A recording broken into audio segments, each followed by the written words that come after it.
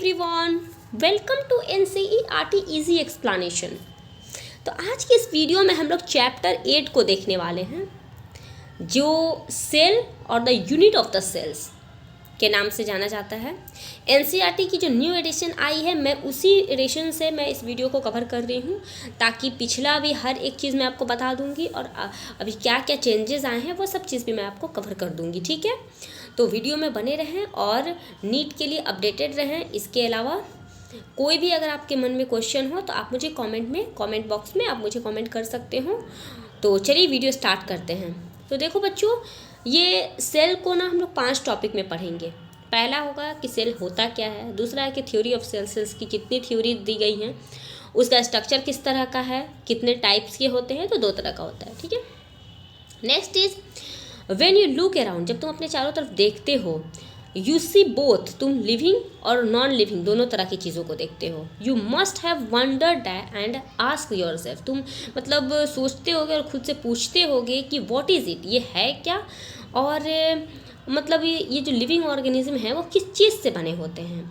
तो इसी के बारे में तुम्हारे मन में हमेशा ये क्वेश्चन चलता रहता होगा कि व्हाट इज़ दिस, मतलब ये है क्या, किससे बना होता है। तो इस सारे क्वेश्चन का जो आंसर है वो basic unit of the life है, यानी कि जो लाइफ का जो बेसिक यूनिट होता है वही है सेल। ठीक है, लिविंग ऑर्गेनिज्म का।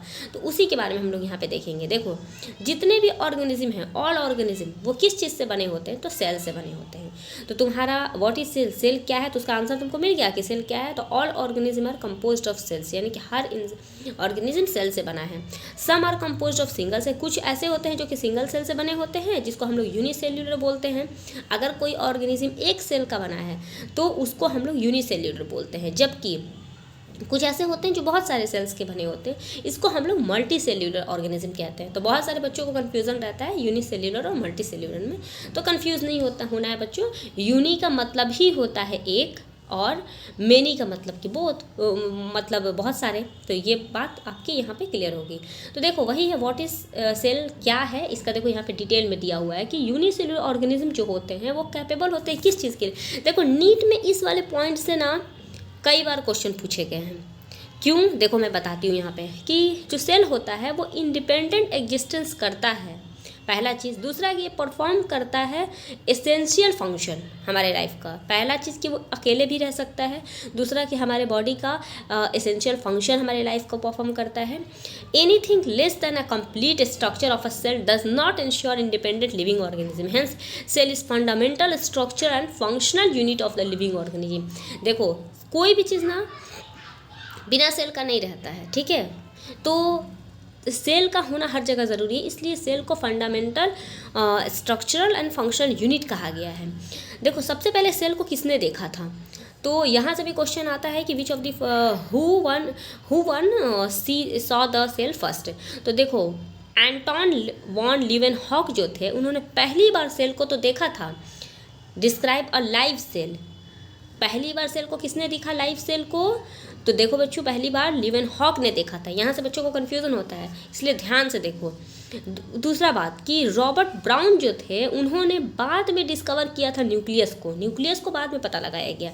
जैसे ये हो गया सेल, सेल के अंदर होता है न्यूक्लियस। ठीक है, तुमने सुना होगा। तो सेल के बारे में बताया लीवेनहॉक ने, और इस न्यूक्लियस के बारे में बताया रॉबर्ट ब्राउन ने। ठीक है, the invention of the microscope and its improvement leading to the electron microscope reveal all the structure details in the details of the cells. मतलब कि जब इलेक्ट्रॉन माइक्रोस्कोप, देखो यहाँ से भी क्वेश्चन आता है कि सेल का जो स्ट्रक्चरल डिटेल था वो कब सामने आया। तो जब हमारे पास इलेक्ट्रॉन माइक्रोस्कोप आ गया, तो इलेक्ट्रॉन माइक्रोस्कोप के आने के बाद सेल के अंदर कौन कौन सी चीज़ें मौजूद हैं वो चीज़ हमने इसके बाद देखा। तो यहाँ से भी क्वेश्चन आता है कि कौन से माइक्रोस्कोप के आने के बाद ये चीज़ सेल का स्ट्रक्चर को देखा गया था। ठीक है, तो पहला ये था सेल क्या होता है। देखो बच्चों, मैंने बोला था 5 पॉइंट में हम लोग को पढ़ना है। तो पहला पॉइंट तुम्हारा खत्म हो गया कि व्हाट इज सेल, सेल क्या होता है। तो उसका आंसर तुमको मिल गया कि सेल जो होता है वो स्ट्रक्चर और फंक्शनल यूनिट होता है हमारे बॉडी का, या फिर किसी भी ऑर्गेनिज्म का। दूसरा है कि सेल थ्योरी क्या है और किसने दिया था। चलो इसके बारे में अब देखते हैं। तो जो सेल थ्योरी है ना, वो देखो 2-3 लोगों ने दिया था मिल करके, 3 लोगों ने बेसिकली दिया था। देखो, सबसे पहले आते हैं 1838 में 1838 में स्लाइडन नाम के एक आदमी थे, मतलब साइंटिस्ट थे, वो जर्मन के बोटनिस्ट थे, ठीक है, जर्मन से। यहाँ से भी क्वेश्चन आता था कि 1838 में किस वैज्ञानिक ने या फिर किस साइंटिस्ट ने सेल थ्योरी दिया था, तो ऑफकोर्स स्लाइडन ने दिया था। Examine a large number of plants and observe that all plants are composed of different kinds of cell which form the tissue of the plant। इन्होंने स्लाइडन ने प्लांट सेल के बारे में बताया था। उन्होंने क्या किया कि बहुत सारे प्लांट्स को देखा, अब बताया उन्होंने कि ये जो प्लांट का मतलब बॉडी होता है ना, बहुत सारे सेल्स का मिल करके बना होता है। तो यहाँ से क्वेश्चन बहुत ही आसान सा आता है कि जो स्लाइडन ने ये मार्किंग वो क्रॉस मैचिंग करने वाला जो क्वेश्चन आता है ना, उसमें ये सारे क्वेश्चंस आते हैं। दे देगा एक तरफ यहाँ पे स्लाइडन दे देगा, एक तरफ स्वान दे देगा, अभी आगे चल के स्वान के बारे में पता चलेगा, और भी 2-3 साइंटिस्ट का नाम दे देगा, और यहाँ पे दे देगा कि plant cell, animal cell, both, या फिर इनमें से कोई नहीं। तो ऐसे आपको मैच करना पड़ेगा। तो इस तरह के क्वेश्चन यहाँ से आते हैं, ठीक है। तो स्लाइडन ने किस चीज़ के बारे में बताया था, तो ऑफकोर्स प्लांट सेल के बारे में। Now the next is at about the same time, उसी वक्त थियोडर स्वान, देखो थियोडर है ना यहाँ पे, तो थियोडर स्वान 1 साल के तुरंत बाद, मतलब कि वो 1838 की वो बात थी, और ये वाला 1839 की ये बात है, ठीक है। तो देखो इस वक्त क्या हुआ कि ये स्वान जो थे वो ब्रिटिश के जूलॉजिस्ट थे, वो जर्मन के थे जबकि ये ब्रिटिश के थे। स्टडी किया उन्होंने different kinds of animal cell, देखो बच्चों यही इंपॉर्टेंट है, किसके बारे में बताया था, एनिमल सेल्स के बारे में। और रिपोर्ट किया कि जो सेल्स होता है वो थीन आउटर, उसका जो सेल जो होता है had a thin outer layer which is today known as the plasma membrane. Question ये है कि जो स्वान ने किस चीज़ के बारे में बताया था, तो प्लाज्मा मेम्ब्रेन के बारे में स्वान ने बताया था। कब बताया था, तो 1839 में। He also conclude based on his study, उसके अपने स्टडी के आधार पर उन्होंने बताया कि जो प्लांट सेल होते हैं वो presence of that the presence of the cell was a unique character of the plant cell। on the basis of this Swan proposed the hypothesis that the bodies of an animal का जो body होता है और जो plant का body होता है are composed of cells and products of cell। तो स्वान ने 2 चीज़ें बताई थी, पहला कि जो एनिमल सेल्स और प्लांट सेल होते हैं दोनों का ही जो बॉडी होता है वो सेल और उसके प्रोडक्ट का बना होता है। तो इसके अलावा दूसरी बात यहाँ से याद करने वाली ये है कि स्वान ने एनिमल सेल के प्लाज्मा मेम्ब्रेन के बारे में बताया था। क्वेश्चन अगर आ जाए कि स्वान ने किस सेल के बारे में बताया था, प्लाज्मा मेम्ब्रेन के बारे में किस सेल से उसने ये बात निकाला था, तो एनिमल सेल से निकाला था, ठीक है। तीसरा जो सबसे इम्पॉर्टेंट था कि स्लाइडन और Schwann together formulated the cell theory, यानी कि दोनों ने साथ में मिल करके सेल थ्योरी तो दिया। दिस थ्योरी हालांकि did not explain as to how new cells are form, यानी कि स्वान और स्लाइडन ने मिल करके सेल थ्योरी दिया, लेकिन इनकी जो थ्योरी थी वो डिड नॉट एक्सप्लेन, वो एक्सप्लेन नहीं कर पाई। क्या एक्सप्लेन नहीं कर पाई, how new cells are form, new cells किस तरह से बनते हैं। उसके बाद एक दूसरे वैज्ञानिक आए थे जिसका नाम था रोडोल्फ विर्च्यू, ठीक है। तो इन्होंने रोडोल्फ विर्च्यू ने क्या किया था कि 1855, ठीक है, 1855 में पहली बार एक्सप्लेन किया था सेल डिवाइड करता है और न्यू सेल फॉर्म होता है। यानी कि इन्होंने ही कहा था, यहाँ से इंपॉर्टेंट लाइन ये है कि जो रोडोल्फ विर्च्यू उन्होंने बताया था कि प्री एग्जिस्टिंग सेल जो है ओमनी सेल्यूला, ये लाइन बहुत इंपॉर्टेंट है बच्चों, इसको भूलना नहीं कि ओमनी सेल्यूला स्टेटमेंट किसका था, तो रोडोल्फ विर्च्यू का था। उन्होंने मॉडिफाई किया हाइपोथेसिस ऑफ स्लाइडन और स्वान का जो सेल थ्योरी था उसको मॉडिफाई किया और फाइनल शेप दिया। और सेल थ्योरी के बारे में उन्होंने बताया, जो फाइनल सेल थ्योरी आया वो आज के टाइम पे हम लोग इसको जानते हैं, वो है कि all living organism are composed of cells and product of cell. यही बात देखो इन लोगों ने भी कहा था, स्वान ने जो बोला था ना कि सेल और सेल प्रोडक्ट का बना होता है, तो वही बात है, लेकिन इन्होंने एक लाइन ऐड किया कि all cells arise from pre existing cell. तो ये वाला बात किसने बोला था, तो ये रोडोल्फ विर्च्यू ने बोला था। ये दूसरा तो पहले वाला जो सेल थ्योरी था और दूसरा वाला, दोनों को मिला करके आज के टाइम पे हम लोग ये दोनों लाइन जानते हैं। अगर असर्शन रीजन में ये क्वेश्चन आता है कि दोनों स्टेटमेंट दे देगा और बोलेगा कि दोनों में से मतलब दोनों सही है या दोनों में से कोई एक सही है, या एक्सप्लेन करता है कि नहीं करता है, तो इसमें सिंपल अगर यही स्टेटमेंट रहेगा तो ऑफकोर्स सिर्फ ए आंसर, इसका बी आंसर होगा कि दोनों स्टेटमेंट तो सही है लेकिन करेक्ट एक्सप्लेनेशन नहीं दे रहा है, क्योंकि इसमें थोड़ी ना पता चल रहा है कि कौन सा मतलब इसके साथ कोई रिलेशन थोड़ी ना पता चल रहा है कि ये मतलब कि उसी से बनता है या फिर किसी दूसरे से बनता है। तो देखो बच्चों, ये वाला तुम्हारा पहला था सेल थ्योरी, किस तरह से मतलब दिया। उसके बाद में ओवरव्यू ऑफ द सेल्स, तीसरा पॉइंट है ओवरव्यू ऑफ द सेल्स। तो इस वीडियो में हम लोग ये ओवरव्यू ऑफ द सेल्स तक देखेंगे। नेक्स्ट में हम लोग प्रोकैरियोटिक और यूकैरियोटिक सेल्स को देखेंगे, ठीक है। तो देखो ओवरव्यू ऑफ द सेल्स है क्या, ठीक है, सेल किस तरह का बनता है। और देखो नेक्स्ट में है कि you have earlier observed cells in a onion peels, और जो प्याज का छिलका होता है ना उसी में, या फिर ह्यूमन चिक, या फिर ये जो ह्यूमन का जो चिक होता है वहाँ पे सेल्स अंडर द माइक्रोस्कोप। यानी कि तुमने लोअर क्लास में पढ़ा होगा ये प्याज के छिलके को, या फिर ह्यूमन, या जो हम लोग का ह्यूमन चिक होता है उसके सेल्स को माइक्रोस्कोप में तुमने पहले देखा होगा। तो देखो यहाँ पे है let us recall there structure. अब चलो उसका स्ट्रक्चर को रिकॉल करते हैं, रिकलेक्ट करते हैं, ठीक है। तो the onion cell which is a typical plant cell, जो ऑनियन सेल्स होता है ना वो एक टिपिकल प्लांट सेल होता है। देखो बच्चों, टिपिकल और एटिपिकल दो वर्ड होता है। टिपिकल बोलते हैं कि जो ज़्यादातर वैसे ही, मतलब सेल का ज़्यादातर स्ट्रक्चर वैसा ही होता है, कहीं कहीं पे चेंजेस आते हैं।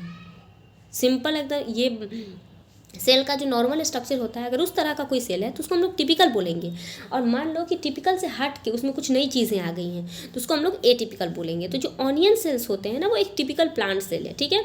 Has a distinct cell wall as its outer boundary and just within it the cell membrane. यानी कि इसके ना बाहर में सेल वॉल होता है, its outer boundary, cell wall as its outer boundary के तौर पे सेल वॉल होते हैं, और जस्ट विद इन इट, इसके अंदर यानी कि तुरंत बाद सेल मेम्ब्रेन होते हैं। कहने का मतलब ये हुआ कि देखो अगर ये तुम्हारा एक प्लांट सेल है तो प्लांट सेल में सबसे बाहर होता है, सबसे बाहर, अभी आगे चल के तुमको पढ़ना है लेकिन फिलहाल इतना जान लो कि सबसे बाहर होगा ये सेल वॉल के तुरंत बाद होता है cell membrane. Cell membrane cell के साथ पूरी तरह से ये अटैच रहता है, ये थोड़ा अलग है ना, लेकिन ये इस तरह से अटैच पूरी तरह से रहता है। तो सबसे बाहर का हो जाएगा ये सेल वॉल, अंदर में हो जाएगा सेल मेम्ब्रेन, और सबसे अंदर में ये सेल, ठीक है। तो ये टिपिकल प्लांट सेल का यही स्ट्रक्चर होता है। उसके अलावा the cell of the human cheek का जो सेल होता है, I have an outer membrane जो होता है उसको हम लोग delimiting structure of the cell है। डीलिमिटिंग यानी कि उसकी कोई लिमिट नहीं है। लिमिट क्यों नहीं है भाव, इस लाइन का क्या मतलब है डीलिमिटिंग स्ट्रक्चर, वो इसलिए बोल रहा है क्योंकि ये देखो, ये मान लो ये एक एनिमल सेल है, ठीक है, ये इसका न्यूक्लियस हो जाएगा, ये बाहर का सेल हो जाएगा, इसके तुरंत बाद होता है सेल मेम्ब्रेन। तो अभी आगे चल के तुम पढ़ोगे कि जो सेल मेम्ब्रेन होता है वो फिक्स रिजिड नहीं होता है, फिक्स नहीं होता है, फ्लेक्सिबल होता है। एग्जाम्पल के तौर पे अगर तुम एक प्लास्टिक ले लो, एक पॉलीथीन कोई बैग आता है ना, पॉलीथीन जो आजकल कैरी बैग होता है उसको तुम ले लो, और उसमें अगर तुम सामान डालोगे तो जिस तरह का तुम सामान डालोगे वो वैसा शेप वो ले लेगा, ठीक है। फॉर एग्जांपल अगर तुमने इस तरह का कोई सामान डाला है तो उसका शेप ऐसा हो जाएगा, तुमने इस तरह का डाला तो ऐसा हो जाएगा। यानी कि जिस तरह का तुमने सामान डाला उस तरह का वो प्लास्टिक बैग हो गया। उसी तरह जो सेल मेम्ब्रेन होता है उसका कोई अपना स्ट्रक्चर नहीं होता है, वो फ्लेक्सिबल होता है। तो वही बोल रहा है कि इसकी कोई अपनी लिमिट नहीं होती, डीलिमिटिंग स्ट्रक्चर होता है, ठीक है।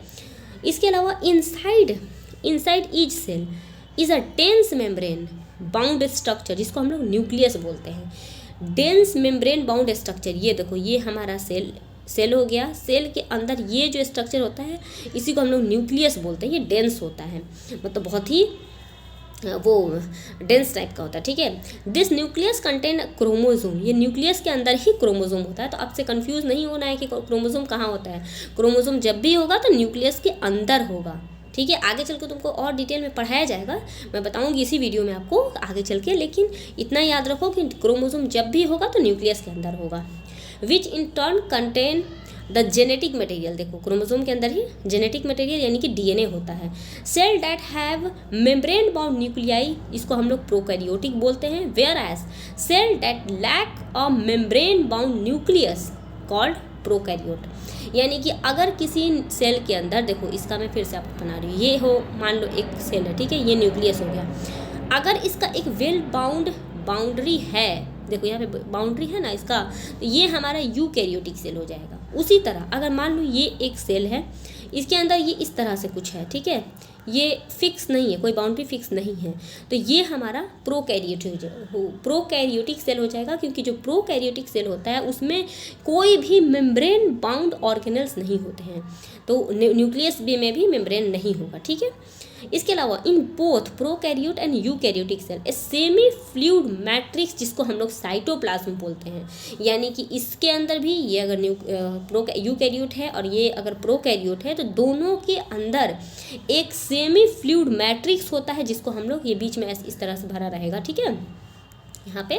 तो इसको हम लोग क्या बोलेंगे, साइटोप्लाज्म, जो कि ऑक्युपाई करता है volume of the cell, cell का ज़्यादातर वॉल्यूम यही ऑक्युपाई करता है। The cytoplasm is a main arena of cellular activity. देखो मेन एरिना, यहाँ से भी क्वेश्चन आया है कि जो साइटोप्लाज्म होता है ऑक्युपाई करता है, देखो cytoplasm is the main arena of cellular activity, यानी कि ज़्यादातर जो सेल के अंदर एक्टिविटीज़ होते हैं वो इसी के अंदर होते हैं, साइटोप्लाज्म में ही होता है। In both plant and animal cell, चाहे वो प्लांट सेल में हो चाहे एनिमल सेल में हो, ज़्यादातर ये अगर मान लो प्लांट सेल है, ये मान लो अगर एनिमल सेल है, तो दोनों ही कंडीशन में सबसे ज़्यादा जो एक्टिविटीज़ होती हैं वो यही इसी के अंदर होती है, यानी कि साइटोप्लाज्म में ही होती है। Whereas chemical reaction occur in it keep the cell in the living state. अगर सेल के अंदर लिविंग मतलब केमिकल रिएक्शंस हो रहे हैं, इसका मतलब कि सेल जिंदा है। अगर सेल जिंदा है तो टिश्यू जिंदा है, टिश्यू जिंदा है तो ऑर्गन जिंदा है, ऑर्गन जिंदा है तो ऑर्गन सिस्टम जिंदा है, ऑर्गन सिस्टम जिंदा है, इसका मतलब कि ऑर्गेनिज्म जिंदा है। तो तुमने हायरार्की पढ़ा होगा पिछले क्लास में, थोड़ा सा मैं आपको बता रही हूँ यहाँ पे कि अगर सेल है, सेल से बनता है टिश्यू, टिश्यू से बनेगा ऑर्गन, ऑर्गन से बनता है ऑर्गन सिस्टम, ऑर्गन सिस्टम से बनेगा ऑर्गेनिज्म। अगर ये सही है तो ये, अगर मान लो ये सही है तो ऑफ कोर्स ये भी सही रहेगा। अगर इस लेवल पे कुछ भी परेशानी आ जाएगी तो इसको तुम नहीं बचा सकते, ठीक है। तो बीइंग अ डॉक्टर और बीइंग अ फ्यूचर डॉक्टर तुम्हें यहाँ पे ध्यान देना पड़ेगा। अगर तुम्हारा सेल का कॉन्सेप्ट क्लियर है तो of course you will be a great doctor in future, ठीक है। Now the next, beside the nucleus, nucleus के अलावा यूकैरियोटिक सेल जो होता है have outer membrane bound distinct structure, जिसको हम लोग ऑर्गेनेल्स बोलते हैं, like cytoplasmic reticulum, Golgi complex, lysosome, mitochondria, microbodies, vacuoles. यानी कि यूकैरियोटिक सेल्स के अंदर ये सारे ऑर्गेनेल्स भी होते हैं। इसका क्या मतलब हुआ बच्चों, तो देखो ये हमारा अगर सेल है, ये न्यूक्लियस है, न्यूक्लियस के बारे में मैंने पहले ही आपको बता दिया।